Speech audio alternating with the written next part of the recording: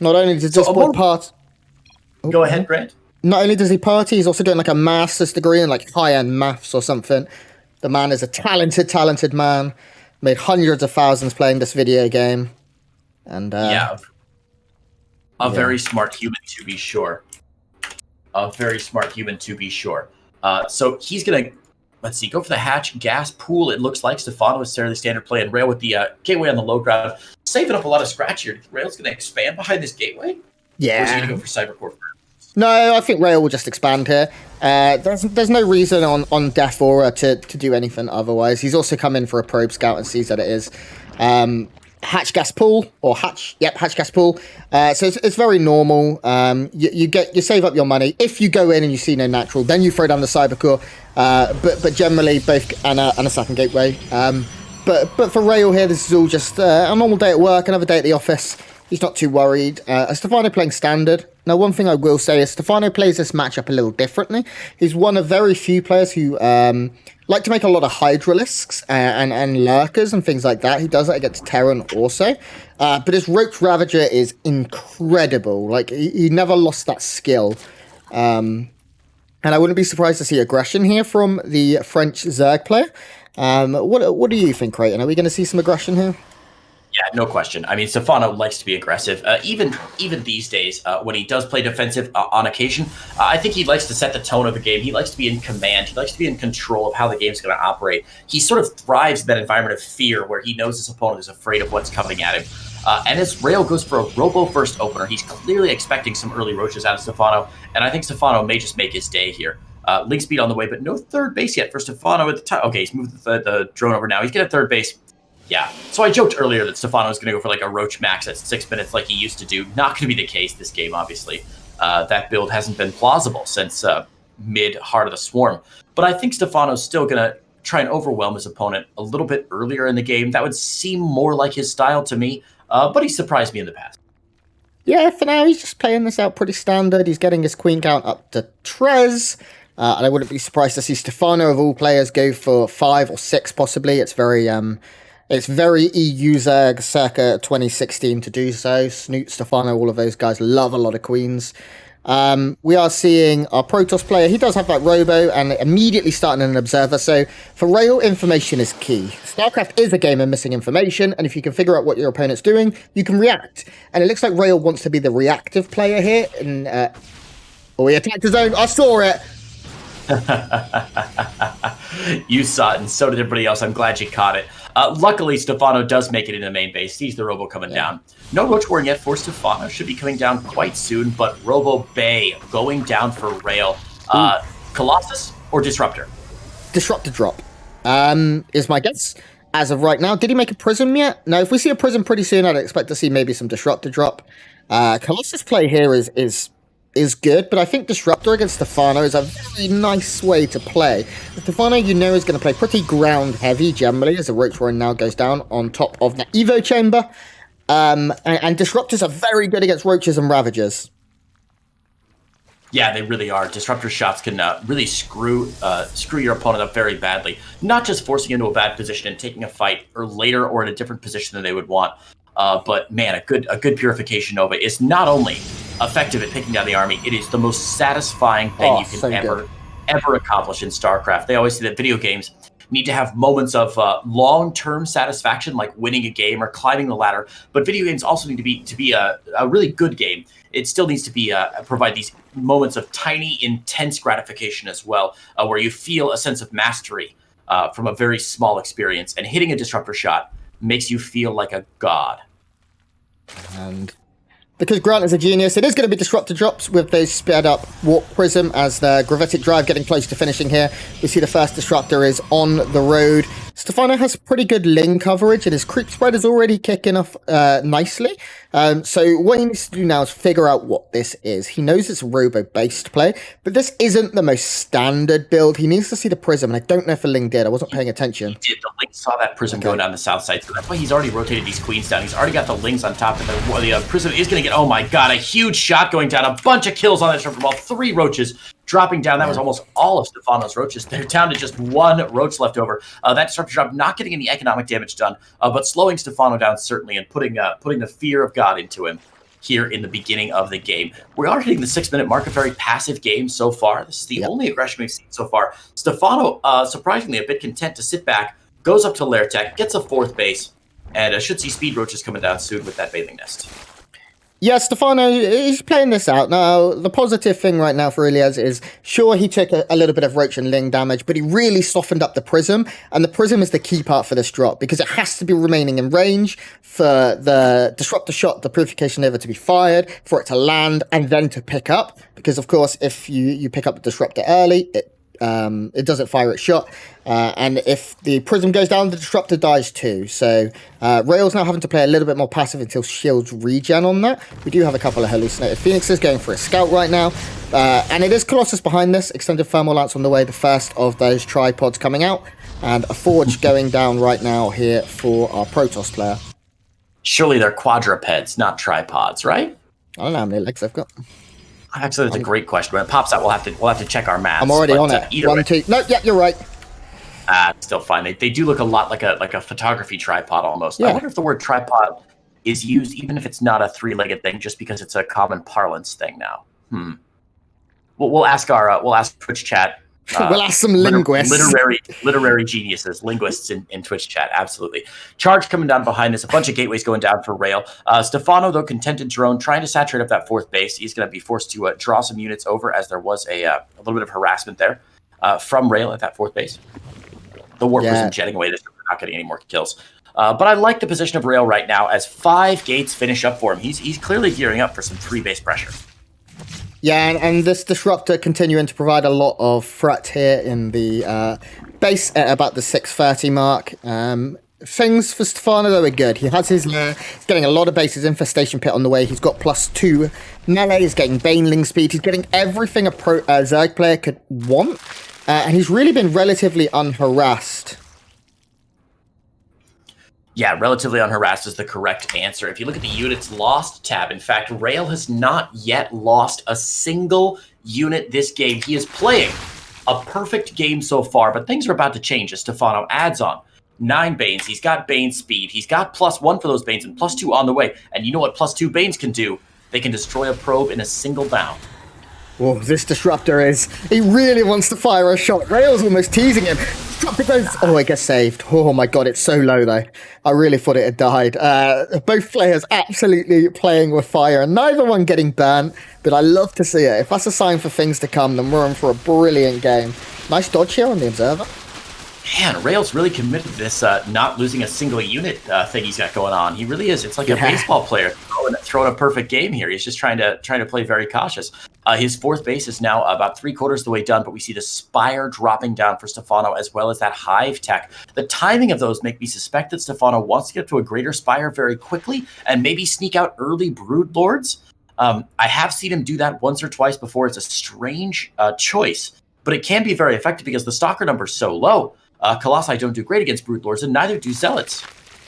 Stephano right now is just content. He has been almost entirely untouched. And I know he's lost a few Lings and Roaches, but he's a Zerg player. You cannot let a Zerg get to 80 workers unharassed, because especially one at the caliber of Stephano, you can see he's already taken half the map. Oh, it's Zealot's in the main, sorry. Yeah. Zealot drop in the main. Where is that Disruptor? Is there a second Warp Prism on the map now? No, it's just at home.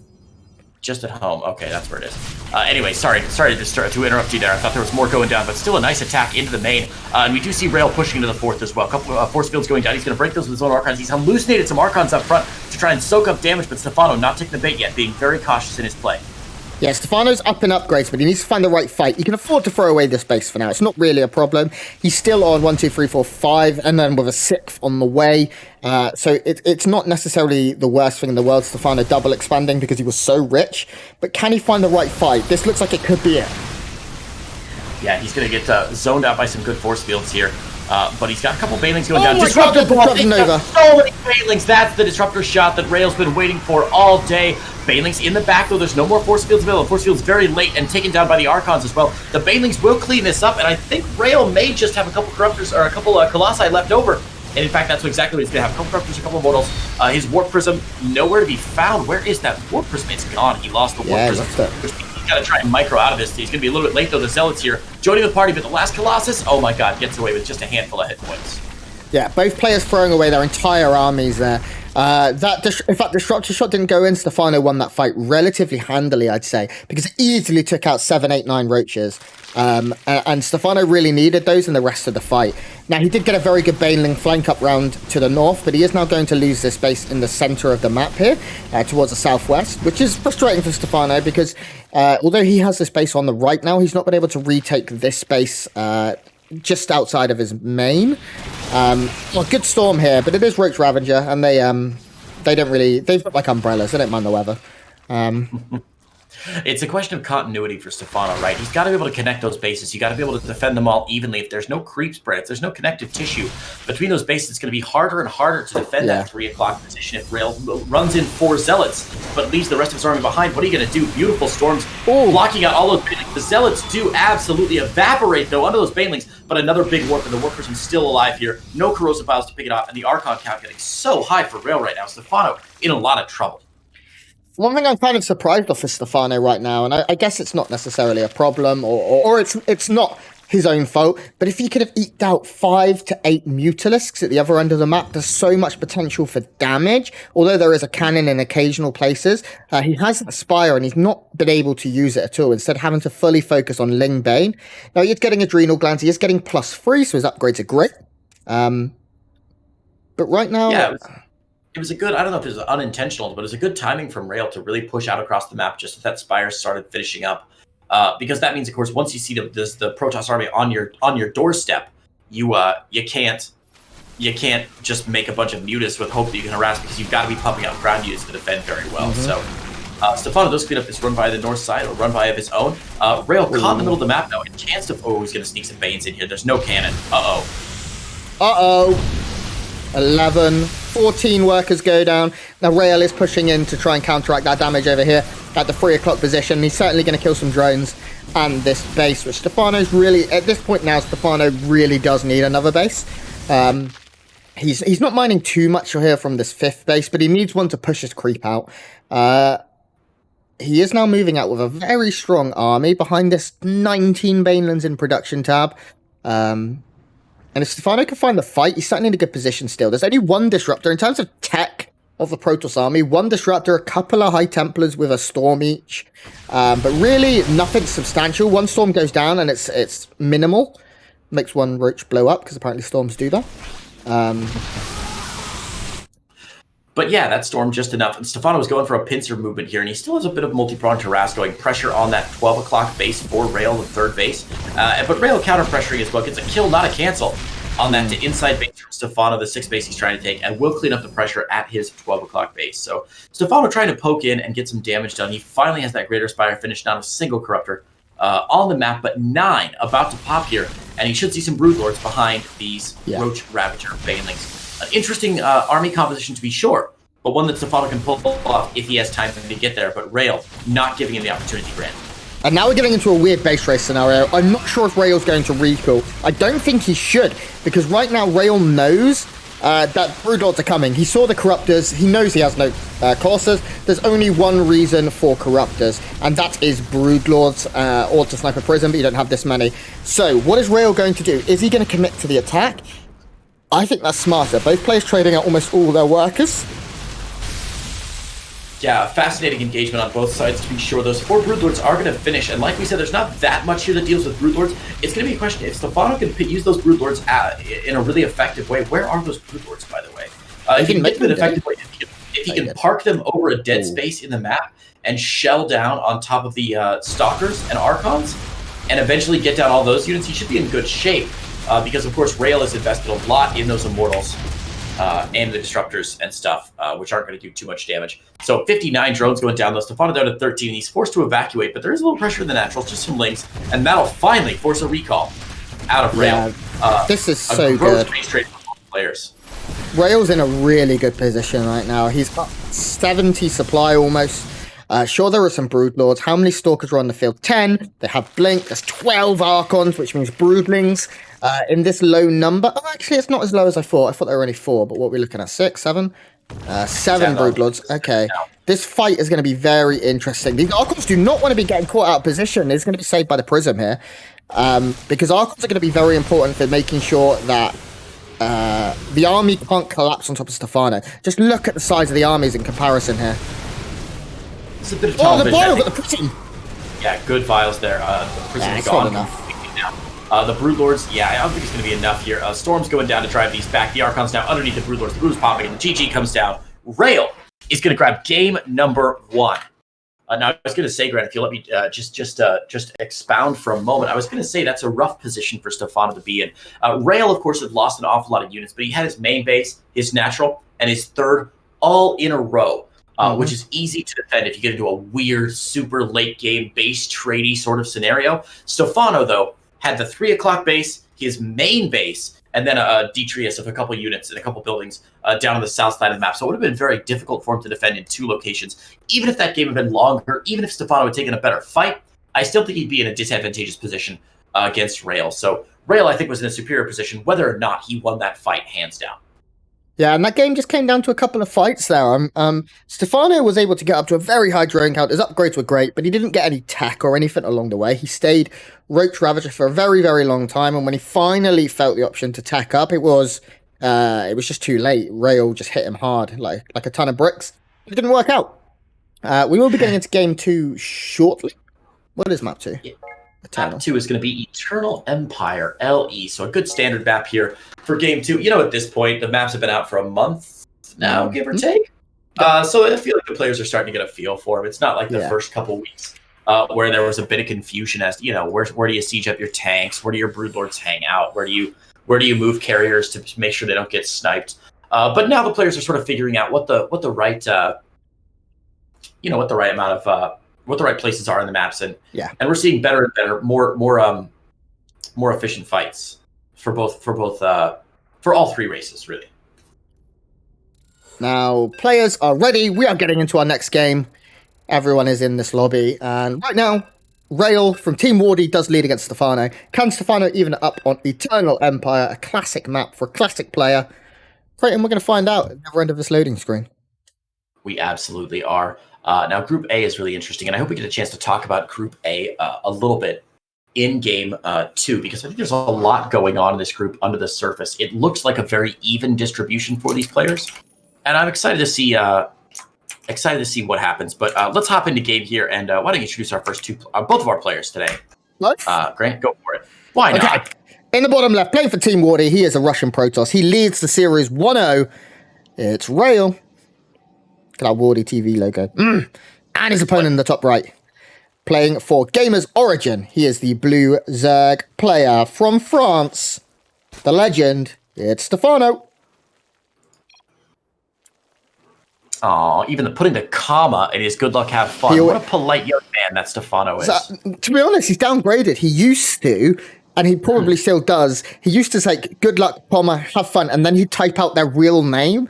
But I don't think anyone on Earth knows Rail's real name. It's probably like Vladachensky or something. I don't know. The most Russian thing ever. So he's finally not going to take that risk. But he used to. I remember when he used to play Bling, he'd always type, good luck, have fun, Samayan.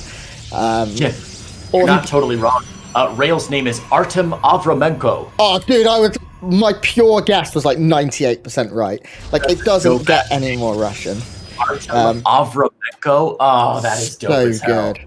Like, it sounds like if you do it, like if you wronged him, he'd shoot you in a diner. Like, oh yeah, no, it's definitely. My name is Artem Avramenko. I come from Vladivostok. My family died in a tragic borscht accident. In Russia, everything cold except sun. Still a little bit warm. Cost prices on sun very high. Yeah. Well, let's talk about Group A really quickly. As we see, it looks like standard play from both players. Again, the hatch gas pool. Again, the gateway expands. Should be a cyber coming down soon from Rail. Everything standard as could be here on Eternal Empire. So Group A is one of the groups that seems to be a little bit more of an even distribution right now between the players. A couple of the groups have a lot of tension in the middle of the group about who's going to end up in those coveted 3rd and 4th spots, because obviously only the top 4 players in each group of 8 move on to the bracket stage. But Group A does have a lot of tension, but also the distribution is a bit wider as we have 2 players right now at 1 and 4, Rail and Hellraiser. If Rail loses this series, he's mathematically eliminated from the tournament. Mm-hmm. Stephano, though, is at 2 and 3. Yeah. What a massive series for him. Yeah, if he loses, he'll be at 2 and 4, as will Rail, and could face elimination. Right now, Stephano in that 4th place spot, but underneath him, Marine Lord, Skillus, Rail, and Hellraiser, 4 really good players. Yeah, this group is the most wide open, I'd say. You can see in Group B, Brattok and Ziggy are down the creek without a paddle at this point. In Group C, Kaz and Sputz are already in the same position. But Group A, technically, any one of these players can make it into the top 4. I mean, first place at this point, I'm going to say I'm leaning towards Cyril. But as for... maybe a little bit. A little bit. As for any other position... Who knows? I like how we're both just trolling in Twitch chat as we're meant to be casting. Right, to the Robo. Oh, yeah. It's Disruptor drop again. We should see a Prism start as soon as this Observer finishes. Our Zerg player Stephano this far is going for a Roach Warren much quicker this time. Much quicker. And maybe looking to be much more aggressive. Against Disruptors, though, that can be quite tricky. But it also can be massive if you get the right hit. Or the Disruptor doesn't get the hit, more importantly. So I think we're in for a quicker game, I would guess. And right now I'm slightly favouring Rail. Yeah, I think so. The Disruptor drop, again, is a nice choice. Even if Stephano has those roaches out, I think the Disruptor drop could do an awful lot of damage. So we'll have to see how it ends up. But as you said, Robo Bay early allows you to not just get the Disruptor out along with the Warp Prism speed, but then to transition very smoothly into Colossus. And you'll have those Colossi out a little bit more early than you normally would, which means your army is just a little bit more terrifying. Even though Rail lost his Colossus in the first engagement against Stephano last game, he was able to get some more out and push back in the end of the game. So I like his position right now. I like the build order. But Stephano on 3 bases, healthy economy, could surprise us. What interested me now is, when does Stephano stop draining, and does he stop draining? Is he going to keep going, or is he going to stop in the low 50s and start making roach? He's getting low. Okay, no, 7 more drones. Stephano's playing this out a little longer. He's the safety Roach Warren, which he hasn't had to use, and he'll be fortunate about that. But he's just going to make massive amounts of drones and aim to get up into the 60s, 70s, and then probably end at about 82. We can see, he's making so many drones. Holy moly. You sound like an American weather forecaster, Grant. Up into the 60s, 70s, maybe even the low 80s. Yeah, because you guys don't understand. Right, let's talk about this. Freezing 0, boiling 100. Makes a bit of sense, doesn't it, Creighton? I'm gonna argue with you in favor of our system for one reason and one reason only. I think Fahrenheit is a superior temperature gauge indicator if you're talking about the weather outside. Because weather from outside, if it's 0 degrees, it's too cold. If it's 100 degrees, it's too hot. And it's a sliding scale in between then. 50 is just about right. Anything in the mid-60s, 70s, great. Anything above that, it's like a percentage scale, basically, for the heat outside. I think Fahrenheit works better for generally how hot you are, but centigrade better for everything else. But you know what's best of all is this Disruptor shot. Didn't really do anything. No. Managed to get on top of the larvae, but Rail being very, very aggressive right now, and army supply is dead even. Rail has the reinforcements coming in. You can see how many spines Stephano's being forced to make. He's going to lose some drones up here on the north side by the looks of it. If the Zealots, there we go, start targeting them down. Disruptor still in the Prism, and if that Disruptor comes out and hits Money Shot, then just like many, many people's careers, this is going to be over. Just because of one Money Shot. I thought you were going somewhere else with that. But I kind of was, and I bailed. Disruptor does get picked off there. He's going to trade it for a couple of queens. Looks like a hold from Stephano. I think he lost a couple drones, literally a couple drones too. But Rail's going to keep this pressure on. Which, is that the right call, or should he back away? I think it's okay right now. Behind this, he is making more Disruptors. He's probing up. He can afford to do this. He's going to push all the creep back, which is nice, because it can be difficult for Stephano to take a 4th at the best of times on Eternal Empire. And right now, Rail's free base against free base. That's a good point. We see 7 more roaches coming out from Stephano, who I think realizes, hey, I've defended. I've picked down his army supply a little bit. Maybe it's my turn to return the favor, working on +2, working on roach speed, getting those upgrades out, and setting himself up. Once he gets this 4th base established, forced to cancel that 4th base again. Yeah. Nice snipe by Rail. But once he gets the 4th base established, I think he'll be able to move on and maybe put some pressure on. Rail just can retreat for now. No Colossus out for Rail, which is bit of an unusual choice, I think, Grant. The big concern right now for Rail, if you're a Wardy TV fan, is that Rail has no upgrades. +2 is already on the way for Stephano. Stefano's going to be an upgrade and a half up for a good portion of this game, which can be huge. If Rail is able to defend and catch up, and Chrono his +1, which you can see he is doing, then it'll be okay. He's getting Blink, he's getting Colossus, he's getting everything. But now the scales have turned the other way, and Stephano has the potential for pressure. What he doesn't have is a creep. What he doesn't have is really great tech. He didn't have a Baneling nest or anything like that. So Rail, I think, will be safe. But I don't know if Stephano quite realizes how ahead in terms of upgrading things he was. Yeah, he might be missing that just a little bit. Looks like a little bit of pressure in the natural base. I'm not sure what that is from Rail, but Stephano's going to clean it up. 4th base down for Rail now, and as you said, with Extended Thermal Lance coming out with his +1 on the way, his army looking really solid. He's even fairly close on workers, only about 6 workers behind right now. Yeah, it's good. Yeah, 4th base finishing up. Stephano is double expanding, grabbing the 5th base, the inside and outside 12 o'clock positions on the north of the map there, which is really nice.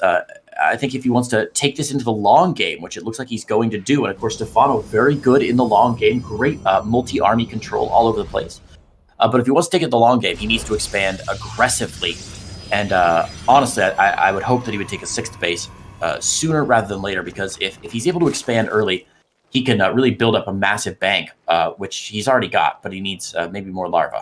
Yeah, and one thing a very intelligent commentator, someone much better at the game than me, once said, is when you're taking a 4th base as a Zerg, always double expand. Because Protoss, at the stage in the game, is every time they see a 4th, they try to snipe it. Oh my god, the Purification Nova not quite going off. But if you take 2, well, they only ever snipe 1, and then they go home.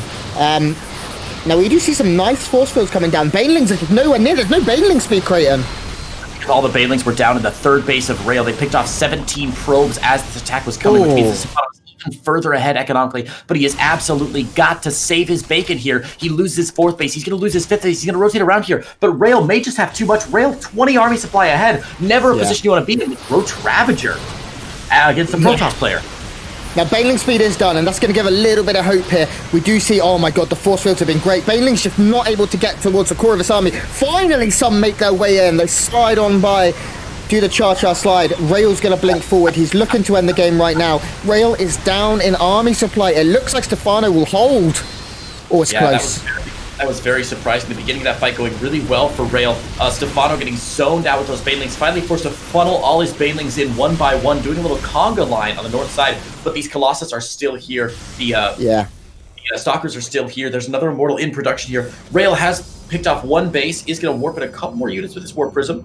And I think he's going to go back up and try and put some more pressure on this 5th base here, try and break Stephano.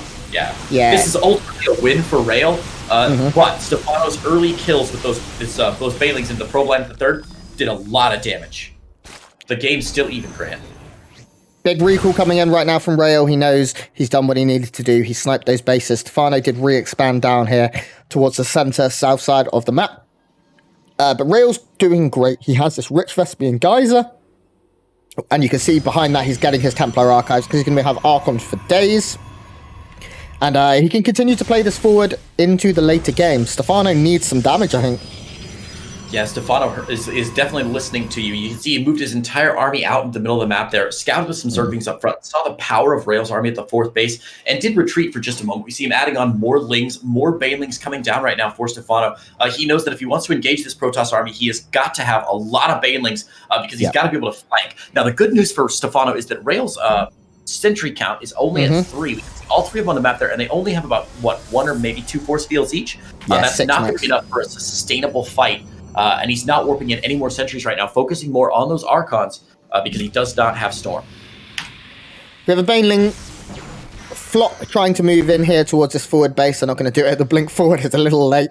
I always love it when I see these top players do something I would do, which is just like blink late or something like that. We do have, oh my god, Stephano managing to catch out one of the Colossus here, and a big bunch of Stalkers going to go down. And now Stephano has taken this high ground. Expect to see Biles down onto the low ground probe, and they really don't get the best connections. So that's basically RNG. More Biles coming down here. Stephano continuing to look for damage. He had Banelings running in, and they get 11 more kills. Stephano is up in supply. He's up in workers by 10. His upgrades are better still, although our Protoss with Chrono is beginning to catch up. And Stephano in a great spot. When is he going to transition is my question. He has Hive. He doesn't have a Spire. Doesn't have a Spire. He's made a couple mistakes here. He's going to try and get on top of the army of Rail there. Will drive the army out with the Corrosive Biles. If we can just, well, I was going to say if we can rewind for a minute, but I don't think we'll have the chance here. Stephano's still sharking away. Okay, he's going to retreat for a moment here. But if we could just point out for just a moment, behind that, Stephano had set up Banelings on the low ground, which is why Rail's army was so far out of position. That's what allowed him to take advantage of that army position. He sort of baited Rail in to getting all those Banelings down, to fighting those Banelings on the low ground. And since Rail was responding to those, he was able to get on top of them. Now, here we go. The 5 force field's going down, but oh, hang on. We have a bit of a pause, Grant. What an awkward timing. What? Oh, gosh. It's the worst pause I've ever seen in my life. I'm changing scenes, Creighton. My God. Stephano's mouse is back. We're going to go. Are you back in scene? Get back in game. Go. And here we go. Okay, the force fields are down. Stephano is going to retreat now. Oh, man. What a wild pause. I think he could have taken that fight. He's got so many Banelings, but the pause really screwing him up there. A bit of a technical difficulty, but it doesn't matter too much because Banelings back into third. 14 more probes going down. 19, 20, 21 probes. 21. So many probes. 49 probes have gone down this game. One for almost every state in the Union. As we look at celebrating 4th of July tomorrow. That's a very American play from Stephano. I have no idea what you're talking about. Okay, now Stephano's army is very low, though. He threw away a lot of units. Rail is at 134 army supply. He's at +2 now. He's caught up in upgrades because +3, did it finish? It just finished a second. And now we're going to see the fight coming in. One Colossus in the back, very undefended. To try and defend it. Oh, I don't know. Rail seems to have more army supply. Look at the supply right now, Creighton. Rail moves forward. Rail just had too much. And the upgrade, although it came in, wasn't enough. And Rail takes a victory 2-0.